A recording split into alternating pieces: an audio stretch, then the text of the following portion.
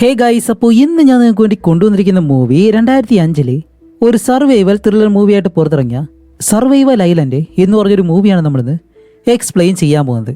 ഈ മൂവിയിലെ ഒരൊറ്റ സീൻ കാണാൻ വേണ്ടിയിട്ട് മാത്രം ഒരുപാട് പേരും ഈ മൂവി ഡൗൺലോഡ് ചെയ്തിട്ടുണ്ട്. കാരണം വേറെ ഒന്നല്ല, ഇത് കുറച്ച് 80+ ആയിട്ടുള്ളൊരു മൂവിയാണ്. പക്ഷെ സ്റ്റോറി കുറച്ചുകൂടി ഇൻട്രസ്റ്റിംഗ് ആണ്. ക്ലൈമാക്സിലോട്ട് അടുക്കുമ്പോഴത്തേക്കെല്ലാം സത്യം പറയില്ല, നമുക്ക് ഓരോ കഥാപാത്രങ്ങളോടും അത്രയും ദേഷ്യവും വരും. അടുത്തത് എന്താണ് സംഭവിക്കാൻ പോകുന്നത് എന്നുള്ള ആ ഒരു ടെൻഷനും ഉണ്ടാവും. അങ്ങനെയുള്ള ഒരു സ്റ്റോറി. ഒരു മില്യനെയറും അയാളുടെ കാമുകയും ബോട്ടിലോട്ട് യാത്ര നടത്തുകയാണ്. പകുതിയിൽ വെച്ചിട്ട് ആ ഒരു ബോട്ട് അപകടപ്പെട്ട് ഒരു ദ്വീപിലേക്ക് ഇവരെല്ലാവരും എത്തുന്നു. പക്ഷെ ഇപ്പോൾ ആ ഒരു ദ്വീപിലുള്ളത് വെറും 3 പേര്. ആ മില്യനെയർ, അയാളുടെ ഭാര്യ, പിന്നെ വേറൊരാള്. ഇവർ 3 പേര് ഈ ദ്വീപിൽ നിന്ന് എങ്ങനെയാണ് രക്ഷപ്പെടുന്നത്, ഇതിനിടയിൽ ആ ദ്വീപിൽ സംഭവിക്കുന്ന ഒരുപാട് കാര്യങ്ങൾ, ഇതൊക്കെയാണ് ഈ മൂവിയിൽ പറയുന്നത്. അപ്പോൾ ഇതെല്ലാം ഈ മൂവി കണ്ടുകൊണ്ട് തന്നെ നമുക്ക് മനസ്സിലാക്കാം. അപ്പോൾ ഇതുവരെയും നിങ്ങൾ ഈ മൂവി കണ്ടില്ല എന്നുണ്ടെങ്കിൽ ഒരിക്കലും മിസ് ചെയ്യരുത്. അതുകൊണ്ട് നിങ്ങൾ ആദ്യം മുതൽ അവസാനം വരെയും സ്കിപ്പ് ചെയ്യാതെ കാണാൻ ശ്രമിക്കുക. അപ്പോൾ അധികം താമസിക്കാതെ നമുക്ക് എന്തായാലും നേരെ സ്റ്റോറിയിലേക്ക് പോവാം. കഥയുടെ തുടക്കത്തിൽ തന്നെ ഈ കഥയിലെ നായികയായിട്ടുള്ള ജെനിഫർ ഒരു കടൽ കരയിലേക്ക് നീന്തി കയറാണ്. അങ്ങനെ ഒരു വിധത്തിൽ ആ ഒരു കരയിലേക്ക് കയറി അവൾ മുകളിലേക്ക് എന്തോ ആലോചിച്ചിങ്ങനെ കിടക്കുന്നു. അത് ഈ സീൻ കട്ട് ചെയ്ത് ഫ്ലാഷ് ബാക്കിൽ എന്താണ് സംഭവിച്ചതെന്ന് കാണിക്കാണ്. ഇപ്പോൾ ഒരു ഫെസ്റ്റിവൽ നടക്കാണ്. ഇപ്പൊ ആ ഒരു കാർണിവൽ ഫെസ്റ്റിവലില് ജെനിഫർ, അവളുടെ ബോയ് ഫ്രണ്ട് ജാക്ക്, പിന്നെ ഇവരുടെ 2 സുഹൃത്തുക്കള്, ഇവർ 4 പേരും കാറിലെ ആ ഒരു ഫെസ്റ്റിവലിനിടയിലൂടെ തന്നെ അതെല്ലാം കണ്ട് ആസ്വദിച്ച് ഇവർ ട്രിപ്പ് പോകാനായിട്ടുള്ള ഒരു വലിയ ബോട്ടുണ്ട്, അതിനടുത്തേക്ക് വരും. അങ്ങനെ അവിടെ കാർ കൊണ്ട് നിർത്തുന്നതും ആ ഒരു ബോട്ടിന്റെ ക്യാപ്റ്റൻ താഴേക്ക് വന്നിട്ട് ഇവരെ 4 പേരെയും ആ ഒരു ബോട്ടിലേക്ക് കയറ്റുന്നു. അങ്ങനെ ഇവർ ആ ഒരു ബോട്ടിലേക്ക് കയറുമ്പോഴത്തേക്കാണ് ഈ ബോട്ടിൽ തന്നെ ജോലി ചെയ്യുന്ന മാനുവൽ എന്ന് പറഞ്ഞ ഒരുത്തനെ കാണിക്കുന്നു. എല്ലാവരും അവനെ കാണുന്നുണ്ട്. അതേസമയം അവന്റെ ഗേൾ ഫ്രണ്ട് അവനോട് വന്ന് സംസാരിക്കുകയാണ്. എന്നിട്ട് ഇവര് 2 പേരും എന്തോ നല്ല രീതിയിൽ വഴക്കുണ്ടാക്കുന്നുണ്ട്. മാനുവല് അവളെ സമാധാനിപ്പിക്കാൻ ശ്രമിക്കുന്നുണ്ടെങ്കിലും അവൾ സമ്മതിക്കുന്നില്ല. അവസാനം മാനുവൽ എല്ലാവരുടെയും മുന്നിൽ വെച്ചിട്ട് അവളെ അടിക്കുന്നു. ഇതുകൂടിയാവുന്നതും ആ പെണ്ണെന്താ ചെയ്യുന്ന വെച്ചാലേ, നീ എന്നെ അടിച്ചല്ലേ, അത് എല്ലാവരുടെയും മുന്നിൽ വെച്ചിട്ട്, ശരി നിനക്ക് ഞാൻ കാണിച്ചു തരാം, നിന്റെ ജീവിതം തന്നെ ഞാൻ ഇല്ലാതാക്കും, എന്നെ പ്രണയിച്ച് നീ ചതിച്ചു, ഇനി ഒരിക്കലും നീ നന്നാവത്തില്ല എന്നെല്ലാം പറഞ്ഞ് അവനോട് നല്ല ദേഷ്യപ്പെട്ട് സംസാരിച്ച് അവൾ അവിടെ നിന്ന് പോവാണ്. അങ്ങനെ അന്ന് രാത്രി തന്നെ ഈ ഒരു ബോട്ട് ഇവിടെ നിന്ന് കടലിലേക്ക് പോകുന്നുണ്ട്. രാത്രിയാകുമ്പോഴത്തേക്കും എല്ലാവരും ഡിന്നറെല്ലാം കഴിച്ച് നല്ലതുപോലെ ആ ഒരു ബോട്ടിൽ എൻജോയ് ചെയ്യുന്നു. അങ്ങനെ ആഹാരമെല്ലാം കഴിച്ചു കഴിഞ്ഞിട്ട് ജാക്കും ജെനിഫറും നേരെ റൂമിലേക്ക് പോവാണ്. അവിടെ ചെന്നതിന് ശേഷം ഇവർ 2 പേരും ഈ ബോട്ടിനകത്ത് തന്നെ നല്ല റൊമാൻറ്റിക് ആയിട്ടിരിക്കുന്നു. അതും നല്ല രീതിയിൽ ശബ്ദം ഉണ്ടാക്കിയിട്ട് ആ ബോട്ടിലുള്ള എല്ലാവർക്കും അത് കേൾക്കാനും കഴിയും. ഇതേ കാര്യം അടുത്ത റൂമിലുള്ള മാനുവൽ ഉണ്ടല്ലോ, അവനും കേൾക്കുന്നുണ്ട്. ആദ്യമല്ല ഇത് അവോയ്ഡ് ചെയ്തിരിക്കാനാണ് അവൻ ശ്രമിക്കുന്നത്, പക്ഷെ കഴിയുന്നില്ല. അങ്ങനെ കുറച്ച് കഴിഞ്ഞിട്ട് മാനുവലും ഈ ശബ്ദമെല്ലാം കേട്ട് ആസ്വദിച്ചിട്ട് ഇരിക്കുമ്പോഴത്തേക്കാണ് മറ്റൊരിടത്ത് മാനുവലിന്റെ ആ ഒരു കാമുകയുണ്ടല്ലോ, അവള് എന്തൊക്കെയോ മന്ത്രവാദം ചെയ്യുന്നു. കാരണം ഇവനിട്ട് പണി കൊടുക്കാന്ന് അവൾ പറഞ്ഞിട്ടാണ് പോയത്. അതുകൊണ്ട് തന്നെ ഒരു പാവയെല്ലാം വെച്ചിട്ട് അവൾക്കറിയാവുന്ന മന്ത്രവാദവും കാര്യങ്ങളെല്ലാം അവൾ ചെയ്ത് അതിന്റെ അവസാനം അവൾ ആ ഒരു പാവയിൽ അടിക്കുമ്പോഴത്തേക്കും മാനുവലിന്റെ മൂക്കിൽ നിന്ന് രക്തം വരുന്നു. അപ്പൊ എന്തായാലും ആ ഒരു മന്ത്രവാദം ഭരിച്ചിട്ടുണ്ട്. അങ്ങനെ അത് കഴിഞ്ഞ അടുത്ത ദിവസം ഈ ഒരു ബോട്ടിൽ എല്ലാവരും ഫിഷിങ്ങും കാര്യങ്ങളായിട്ടൊക്കെ നിൽക്കുകയാണ്. അങ്ങനെ നിൽക്കുമ്പോഴത്തേക്കാണ് ജാക്ക് മാനുവലിനോട് ബിയർ എടുത്തിട്ട് വരാൻ പറയും. അപ്പോൾ മാനുവൽ ആണെങ്കിലോ താഴെ പോയിട്ട് ബിയർ എടുത്ത് വരാനായിട്ട് കുറച്ച് ലേറ്റ് ആവും. അവസാനം അവൻ ബിയർ കൊണ്ട് കൊടുക്കുന്നുണ്ട്. പക്ഷെ ജാക്ക് എല്ലാവരുടെയും മുന്നിൽ വെച്ചിട്ട് മാനുവലിനെ വഴക്ക് പറയുന്നു. ഇത് കാരണം മാനുവൽ ദേഷ്യപ്പെട്ട് ആ ഒരു ബോട്ടിന്റെ ക്യാപ്റ്റനോട് ഈ കാര്യം പറഞ്ഞിട്ട് അവൻ നേരെ താഴേക്ക് ഇറങ്ങിപ്പോവും. അങ്ങനെ ആ ക്യാപ്റ്റനും നേരെ താഴേക്ക് വന്നിട്ട് മാനുവലിനോട് പറയും, മാനുവൽ, അവർ നിന്നോട് ദേഷ്യപ്പെട്ട് സംസാരിച്ചിട്ടുണ്ടെങ്കിൽ നീ അവരോട് ദേഷ്യപ്പെടരുത്, കാരണം അവർ നമ്മുടെ ക്ലയൻസ് ആണ്, അതുകൊണ്ട് നീ അവർ പറയുന്നത് കേൾക്കണമെന്ന് പറയുമ്പോൾ മാനുവൽ പറയും, ഇല്ല, ഇങ്ങനെ വഴക്കേട് ജോലി ചെയ്യാനായിട്ടാണെങ്കിൽ എന്നെ കൊണ്ട് കഴിയത്തില്ല, വേണമെന്നുണ്ടെങ്കിൽ നിങ്ങൾ തന്നെ പോയി ജോലി, എനിക്കിനി ഒന്നും ചെയ്യാൻ കഴിയത്തില്ല എന്നും പറഞ്ഞ് അവന്റെ സാധനങ്ങളെടുത്ത് അവന്റെ പോക്കറ്റിൽ വെച്ചിരുന്ന ഒരു കർച്ചീഫ് ഉണ്ട്, അതെടുത്ത് കിച്ചണിലേക്ക് എറിഞ്ഞു കൊടുക്കും. എറിയുമ്പോഴത്തേക്ക് ഇത് നേരെ വന്ന് വീഴുന്നതോ അടുപ്പിന് മുകളിലേക്ക്. എന്നിട്ട് ഇവൻ നടന്നങ്ങ് പോകുന്നതും ഈ ഒരു കർച്ചീഫ് അവിടെ വീണിട്ട് അതിൽ തീ പിടിക്കുന്നു. പക്ഷെ ഇവൻ അറിയുന്നില്ല ഇവൻ മനഃപൂർവ്വം അല്ലാതെ ചെയ്തത്.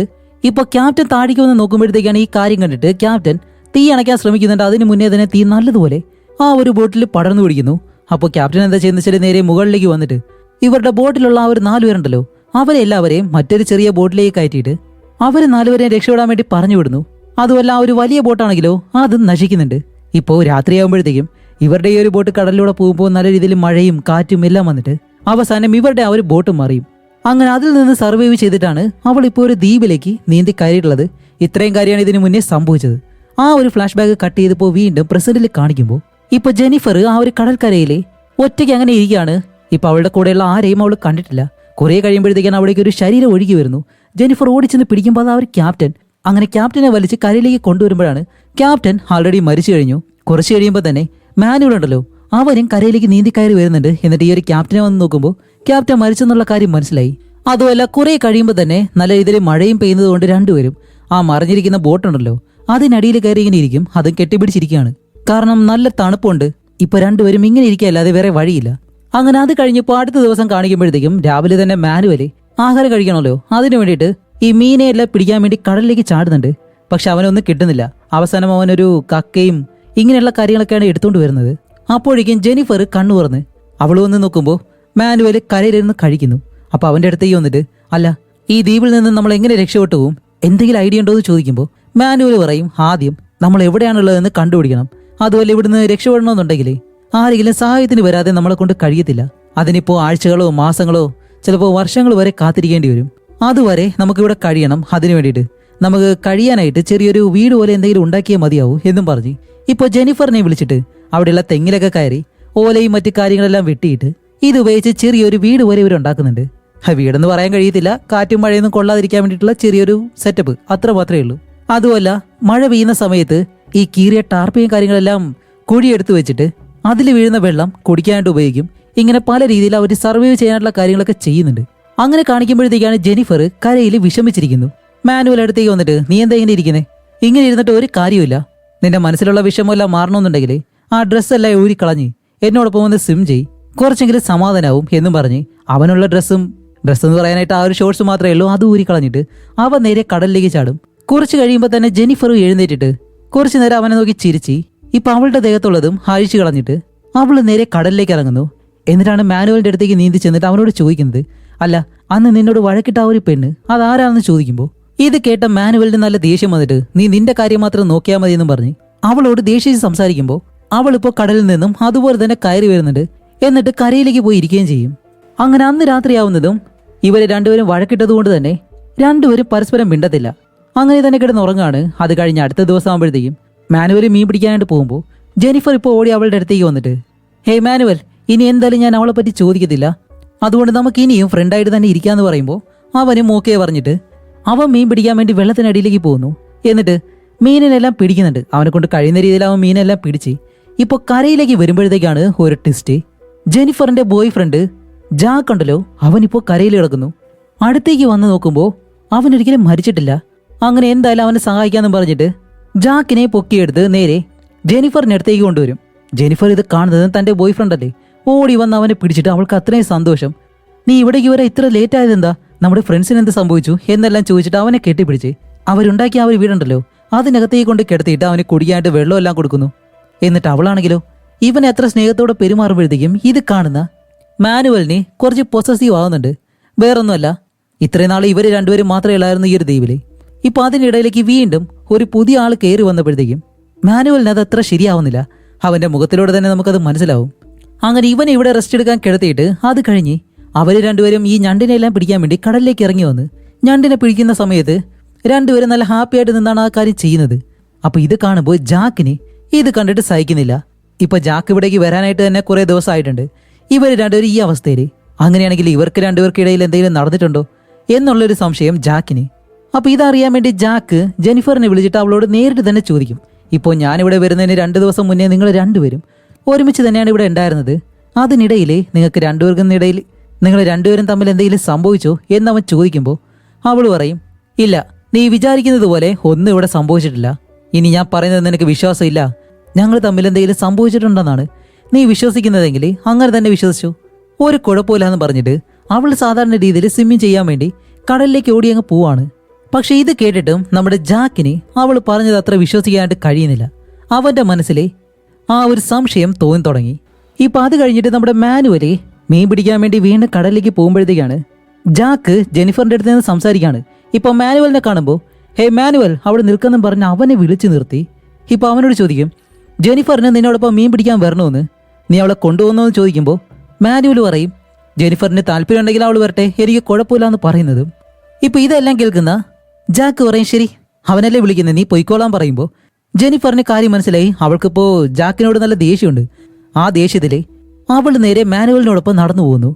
അങ്ങനെ മീനെല്ലാം പിടിച്ചിട്ട് രണ്ടുപേരും തിരിച്ച് കരയിലേക്ക് വരുമ്പോൾ ഇവര് കെട്ടിയിരിക്കുന്ന ആ ഒരു വീടുണ്ടല്ലോ അത് രണ്ടായിട്ട് മാറ്റി വെച്ചേക്കുന്നു.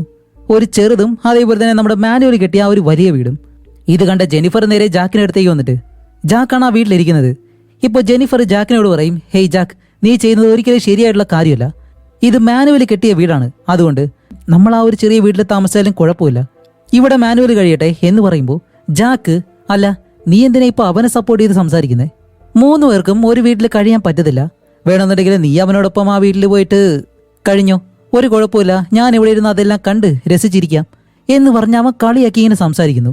ഇത് കേട്ട ജെനിഫറിന് ഇപ്പോൾ മറുപടിയൊന്നും പറയാൻ കഴിയാതെ നേരെ മാനുവലിനെ നോക്കുമ്പോഴത്തേക്കും മാനുവൽ ദേഷ്യപ്പെട്ട് ഇവനെ നോക്കി നേരെ ആ ഒരു ചെറിയ വീട്ടിലേക്ക് പോവാണ്.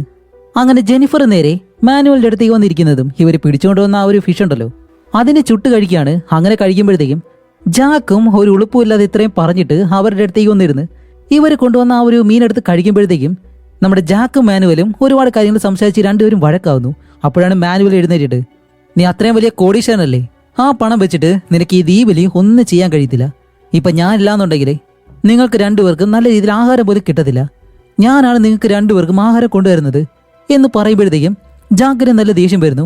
അപ്പോൾ മാനുവല് ജാക്കിനോട് പറയും, ശരി അങ്ങനെയാണെങ്കിൽ ഇനി നിങ്ങൾ രണ്ടുപേരും നിങ്ങൾക്കായിട്ടുള്ള ഫുഡ് കണ്ടുപിടിച്ചോ, ഒറ്റയ്ക്കത് കണ്ടുപിടിക്കുമ്പോഴേ അതിന്റെ വില എന്താണെന്ന് മനസ്സിലാവത്തുള്ളൂ എന്നും പറഞ്ഞ് ഇപ്പൊ ഈ വഴക്ക് കുറച്ച് വലുതാവുന്നതും ഇതിനിടയിൽ പെട്ടുപോയത് നമ്മുടെ ജെനിഫറാണ്.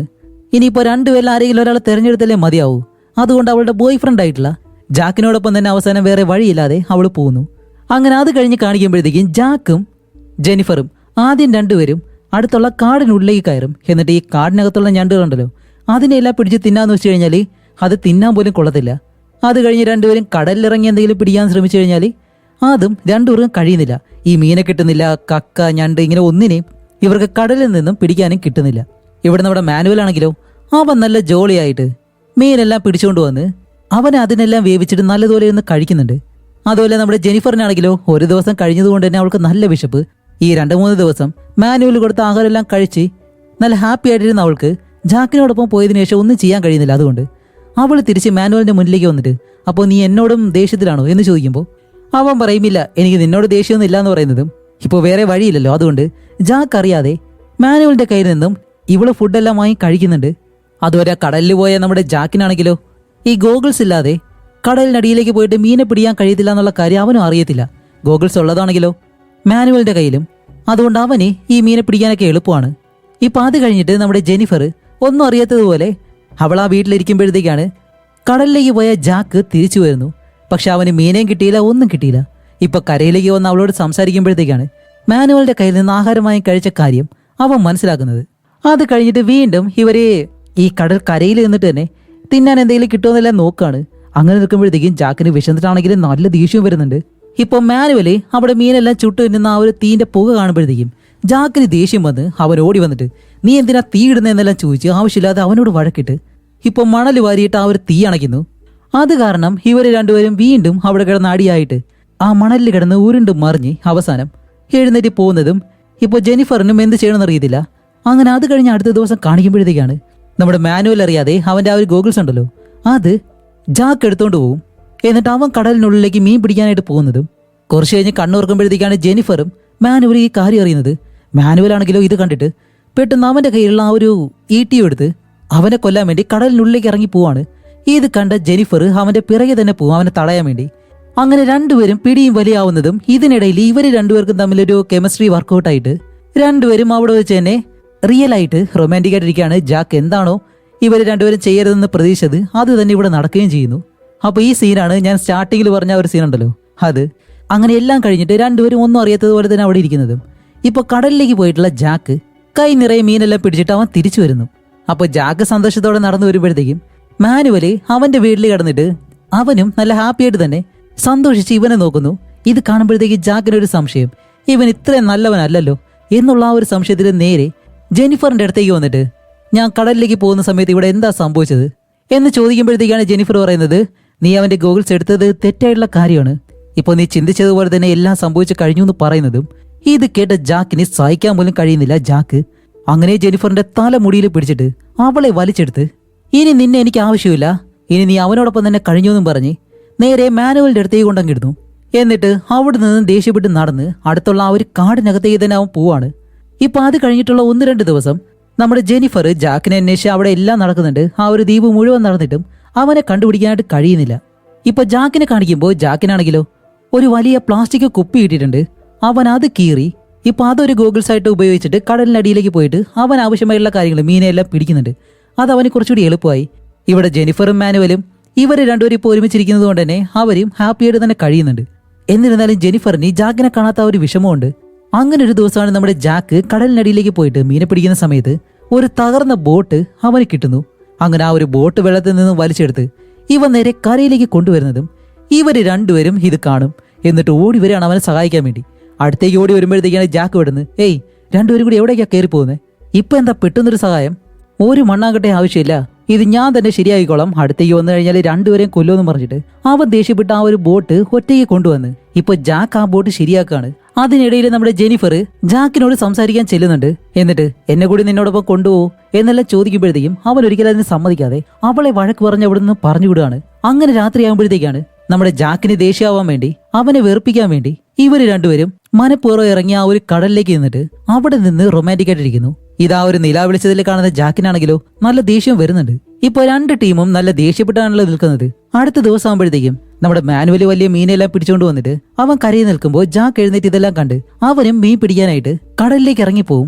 ഈ സമയം മാനുവൽ നോക്കുമ്പോൾ ഇവന്റെ ബോട്ടാണെങ്കിൽ പകുതിയും ശരിയായിട്ടുണ്ട്. അപ്പൊ ഓടി വന്ന് നമ്മുടെ ജെനിഫറിനോട് ഹേയ്, നമുക്ക് അവന്റെ ബോട്ട് എടുത്ത് ഇവിടുന്ന് രക്ഷപ്പെട്ടു പോവാം എന്നും പറഞ്ഞ് ഇവര് രണ്ടുപേരും ജാക്ക് അറിയാതെ അവനെ ചതിച്ച് അവന്റെ ബോട്ടും എടുത്ത് നേരെ കടലിലേക്ക് ഇറങ്ങി അവര് രക്ഷപ്പെട്ടു പോകുന്നു. അപ്പൊ കരയിലേക്ക് വന്ന ജാക്കാണെങ്കിലോ ഇതെല്ലാം കണ്ടിട്ട് സാധാ രീതിയിൽ നിന്ന് ചിരിക്കാണ്. വേറൊന്നുമല്ല, ഇവർക്ക് രണ്ടുപേർക്കും പണി കൊടുക്കാൻ വേണ്ടിയിട്ട് ഇവരെ കൊല്ലാൻ വേണ്ടിയിട്ടാണ് ജാക്ക് ശ്രമിക്കുന്നത്. കാരണം ഈ ഒരു ബോട്ട് കുറച്ച് ഉള്ളിലേക്ക് പോകുമ്പോഴത്തേക്കും പെട്ടെന്ന് ബോട്ടിനുള്ളിലേക്ക് വെള്ളം കയറുന്നു. ഇവനാണെങ്കിൽ കരയിലിരുന്ന് ഇതെല്ലാം ഇങ്ങനെ കാണുകയാണ്. അങ്ങനെ ആ ഒരു ബോട്ട് മറിയുന്നതും രണ്ടുപേരും വെള്ളത്തിലേക്ക് വീണിട്ട് ഇപ്പൊ ആ ഒരു നടുക്കടലിൽ നിന്നും രണ്ടുപേരും കരയിലേക്ക് നീന്തി വരും. ഇപ്പൊ ജെനിഫർ കരയിലേക്ക് കയറുമ്പോഴത്തേക്കും മാനുവൽ മറ്റൊരു വശത്തേക്കാണ് നീന്തി കയറുന്നത്.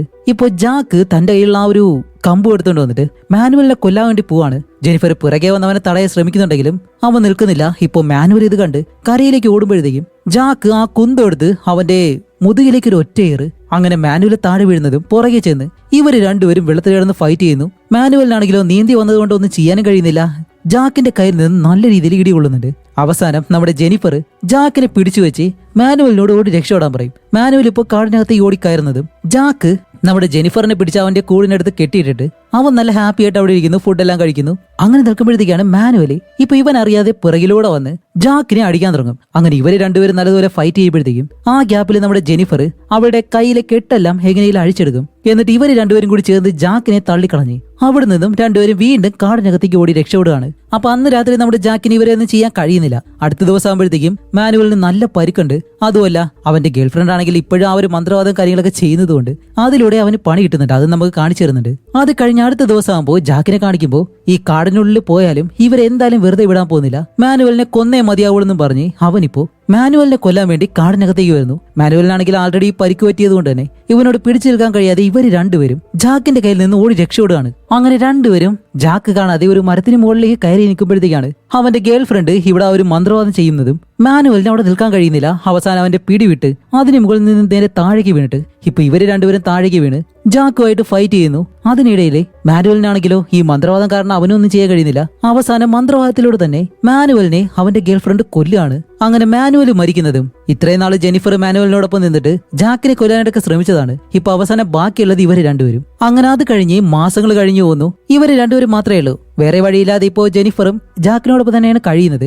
അങ്ങനെ ഒരു ദിവസം കാണിക്കുമ്പോഴത്തേക്കാണ് ബോട്ടിൽ ഒരു ഫാമിലി ഫിഷിങ്ങിനായിട്ട് വന്നിരുന്നു. അവരിപ്പോ ഈ സ്ഥലം കണ്ടിട്ട് ഇവിടേക്ക് ഇറങ്ങി നമ്മുടെ ജെനിഫറിന്റെ അടുത്തേക്ക് ഒന്ന് സംസാരിക്കുമ്പോഴത്തേക്കും അവള് കാര്യങ്ങളെല്ലാം പറഞ്ഞിട്ട് അവസാനം അവളെ രക്ഷപ്പെടുത്തി അവര് ബോട്ടിൽ അവിടെ നിന്ന് കൊണ്ടുപോവാണ്. അങ്ങനെ ബോട്ടിലേക്ക് കയറിയിട്ട് അവള് നല്ല രീതിയിൽ ആഹാരം എല്ലാം കഴിച്ച് വെള്ളമെല്ലാം കുടിക്കുന്നു. പക്ഷെ ഒരിക്കലും അവള് ജാക്കിനെ പറ്റി പറയത്തില്ല. അങ്ങനെ ആ ബോട്ടിൽ അവിടെ നിന്ന് രക്ഷപ്പെട്ട് പോകുമ്പോഴത്തേക്കാണ് ജാക്ക് മീനെല്ലാം പിടിച്ചിട്ട് മുകളിലേക്ക് പൊങ്ങി വരുന്നതും ജെനിഫറിനെ കാണും. പക്ഷെ ആ ബോട്ടിലുള്ള ബാക്കി ആരും അവനെ കാണത്തില്ല. അപ്പൊ ജാക്ക് നല്ല ഹാപ്പി ആയിട്ട് ജെനിഫറിനെ നോക്കി ഏയ് എന്നെ കൂടി കൊണ്ടുപോകാനായിട്ട് ഇങ്ങനെ പറയുമ്പോഴത്തേക്കും അവൾ ഒരു അക്ഷരം പോലും മിണ്ടത്തില്ല. അവള് മനഃപൂർവ്വം അവൻ അവിടെ ഉണ്ടെന്നുള്ള കാര്യം അവരോട് പറയാതെ അവരോടുള്ള ആ ഒരു ദേഷ്യത്തില് മിണ്ടാതെ തന്നെ ഇരിക്കുന്നതും ഈ ബോട്ട് ജെനിഫറിനെ കൊണ്ട് അവിടെ നിന്ന് പോകുന്നു. ജാക്ക് ഇപ്പോഴും ആ ദ്വീപിൽ തന്നെ പെട്ടുപോയി. അതോടെ ഈ മൂവിയും ഇവിടെ വെച്ച് അവസാനിച്ചു. എങ്ങനെയുണ്ടായിരുന്നു ഈ മൂവി? നിങ്ങളുടെ അഭിപ്രായം തന്നെ തീർച്ചയായിട്ടും കമന്റ് ചെയ്യുക. അപ്പൊ അടുത്തൊരു നല്ല മൂവിയായിട്ട് ഉടനെ തന്നെ വരാം. അതുവരെയും ബൈ.